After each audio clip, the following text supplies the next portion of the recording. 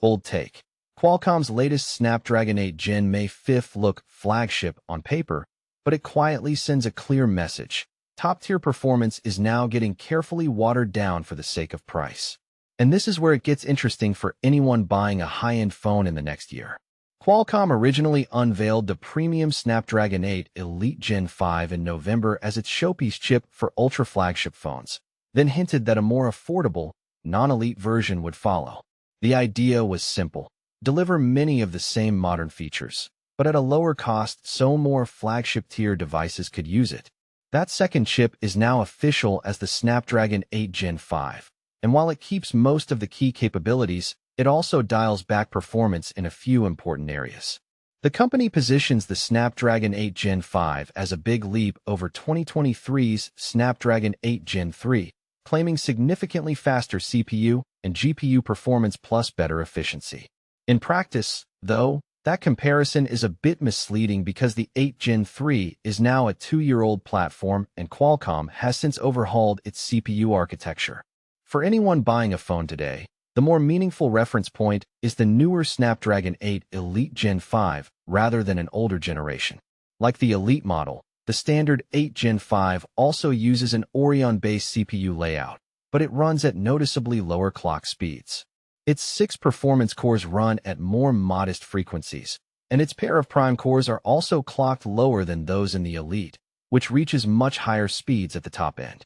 On paper, that means this chip will sit beneath not only the latest Elite, but even last year's Snapdragon 8 Elite in raw performance, though real-world differences will depend heavily on how each phone manufacturer tunes cooling and power. Beyond the CPU, there are a few more subtle downgrades baked into the non-Elite design. The integrated X80 modem still supports 5G, but its peak download speeds are slightly slower than what you get with the Elite, even though Wi-Fi and Bluetooth capabilities remain on par. Satellite connectivity and ultra-wideband (UWB) support are still included, which is great for features like advanced location tracking and device-to-device communication. On the graphics and AI side, the Adreno GPU and Hexagon AI NPU in the 8 Gen 5 are also scaled back compared to the Elite's most powerful configurations, and the chip is limited to older UFS 4.0 class storage instead of the very latest UFS 4.1. Here's the twist most people might miss. While these cuts sound like a big compromise, almost everything else about the Snapdragon 8 Gen 5 lines up closely with the Elite version. Charging standards, display support, and the vast majority of camera-related features remain essentially the same, meaning you can still expect support for high refresh rate screens, fast charging, and advanced imaging modes on phones using this chip. In many everyday scenarios, social media, streaming, messaging, light gaming, the gap between this and an Elite-powered device may be smaller than the spec sheet suggests. Manufacturers are already lining up to use the new chip, with brands like Motorola, OnePlus, and Vivo reportedly planning phones that will launch with the Snapdragon 8 Gen 5 inside. The first devices are expected to hit the market within weeks, and one likely candidate is the OnePlus 15R, which has been confirmed for a US launch in mid-December. That sets the stage for a new wave of almost flagship phones that offer many premium features, but stop just short of the absolute top performance tier. And here's where it gets controversial.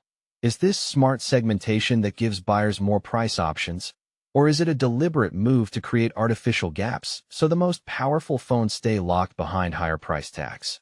On one hand, the 8 Gen 5 could make near-flagship experiences more accessible, especially for people who care more about battery life and features than benchmark bragging rights. On the other, some might argue that limiting storage speeds, clock rates, and AI power is less about engineering necessity and more about product strategy. So what do you think? Is the Snapdragon 8 Gen 5 a savvy middle ground chip that hits the sweet spot for real users, or is it an intentionally held-back processor designed to push tech enthusiasts toward pricier Elite phones? Do you prefer a slightly slower chip with nearly all the same features for less money, or would you rather pay more to get the absolute best performance available? Share whether you see this as consumer-friendly choice or strategic compromise in the comments.